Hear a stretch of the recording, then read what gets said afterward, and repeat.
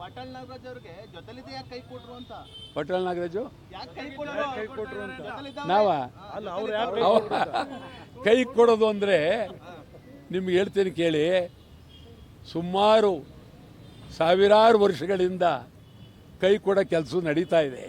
ಆದ್ದರಿಂದ ಅವರೇನೇ ಕೈ ಕೊಟ್ಟರೂ ನಾನು ಭದ್ರವಾಗಿದ್ದೀನಿ.